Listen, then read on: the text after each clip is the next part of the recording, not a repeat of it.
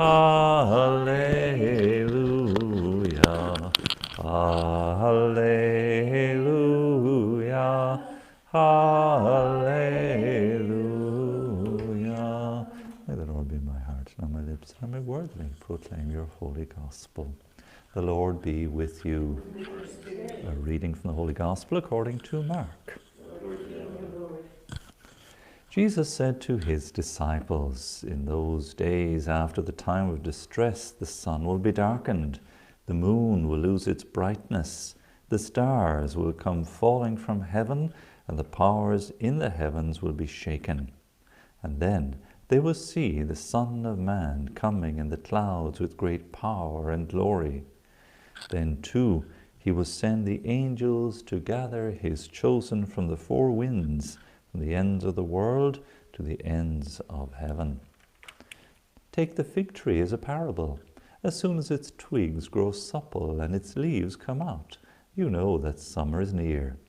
So with you, when you see these things happening, know that he is near, at the very gates. I tell you solemnly, before this generation has passed away, all these things will have taken place. Heaven and earth will pass away, but my words will not pass away. But as for that day or hour, nobody knows it, neither the angels of heaven nor the Son, no one but the Father." The Gospel of the Lord. Praise to you, Lord Jesus Christ. May the words of the Gospel wipe away all our sins. Now, for those watching on camera, today is the 33rd Sunday of Ordinary Time, and here in Dublin it's a solemnity of the founding Archbishop of our Archdiocese, Lawrence O'Toole, and hence the white rather than the green vestments today. And St. Lawrence spent time studying in Glendalough, beautiful place of pilgrimage and of prayer, where St. Kevin, of course, and his monastery were situated, and he went from his monastic setting to become administrator, really, which is what bishops do largely, of this diocese. He was the first archbishop, attended the Fourth Lateran Council, and sought to make peace with King Henry II.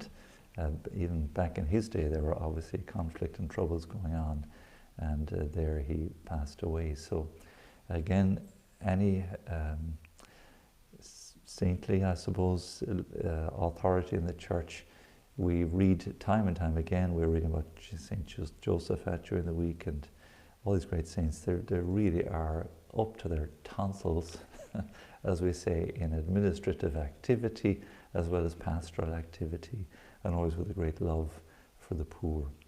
Today happens to be a day of prayer, a World Day of Prayer for the poor, that Pope Francis has instituted the Sunday before Christ the King, that we might commend the poor to him as King and Lord of all creation.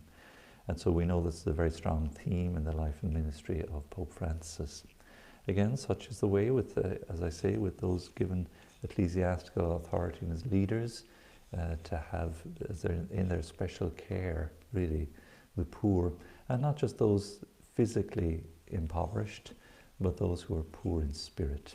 And if ever there was a famine raging in our own land here in Ireland today, it is that of the life of the Spirit and the spiritual life and the faith. We see people so sadly wholesale simply abandoning and turning away from their faith. And yet, you know, not altogether, I would suggest. The difficulties and problems we face today, perhaps no different from the time of St. Lawrence 1,000 or so years ago. When I was speaking with some of the priests in my own diocese during the week, just meeting with them, and some of the points that were coming up in our various discussions and conversations were how indeed they were blessed and pleased to see those returning to the sacraments after the restrictions, First Holy Communion and Confirmation, over the last number of months, and almost without exception, to see the young boys and girls, even though they had advanced, say, into second class or third class maybe, or into the first year of secondary school, yet all returning to receive confirmation and Holy Communion. And that strikes me because it seems to me the faith is not altogether as dead as some would like it to be, or some would like to think it. It's simply not the case. The faith is there just a little ways under the surface. But of course, the priest lamenting at how few returning to receive the sacraments and attend Sunday Mass, the following Sunday after the celebration of the sacraments. So there's something there to build on and to work on and to reach into and to tap into by way of the spiritual life. But what is it? What will it take really for us to work that faith back up into a fervour, the kind of fervour of the great missionaries of our country of old? Hard to know, but often it is the case we see it historically too, that in times of crisis the faith can really come into supply in the great need where human resources fail. So maybe it is that the Lord is looking to that moment once again. We saw it again in our own past, not so far past, in a persecuted land under penal laws, that the faith, those held fast in the faith.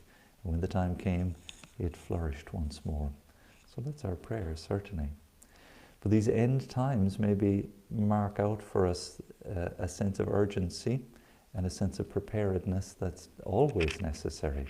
Not just the end of the liturgical year as we approach it, but a time of troubles and of great distress, unparalleled, as Daniel says there, since nations first came into existence.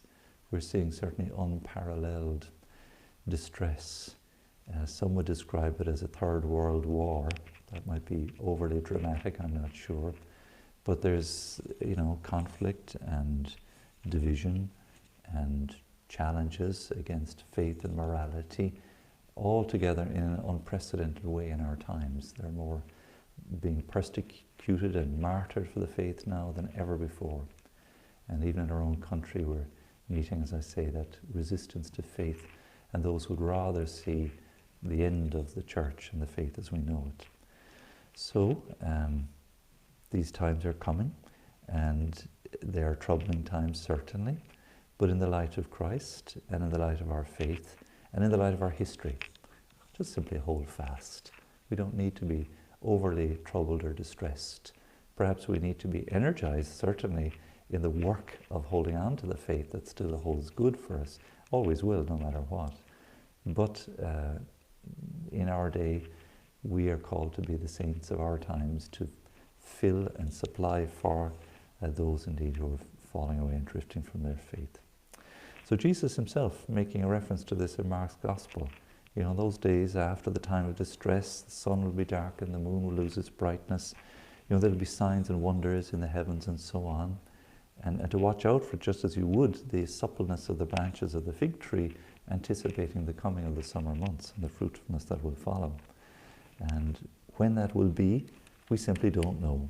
There's plenty of people who have come forward and said it would be the year 2000. It would be, some lady some time ago said to me, all the 3 dark days were coming this month.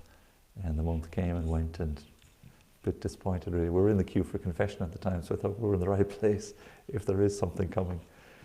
And this is the point in the end, that these end times, and as we again approach the end, the liturgy for this coming week will kind of shake us up a little bit into thinking and dwelling upon the 4 last things: death, judgment, heaven, and hell.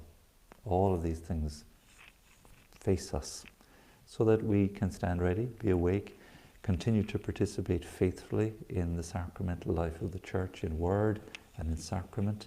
For the holy souls this month, each day, getting to confession and praying for them, and we will have their support and their backup as well as part of our journey to their destination, which of course is the life to come. So we can still be at peace in the midst of all of this, not let our hearts be troubled in any way, but rather allow the distress that we experience at this time to energize us anew and afresh in the work at hand, and bringing souls to Christ and pointing the way to Him who is the way, the truth, and the life.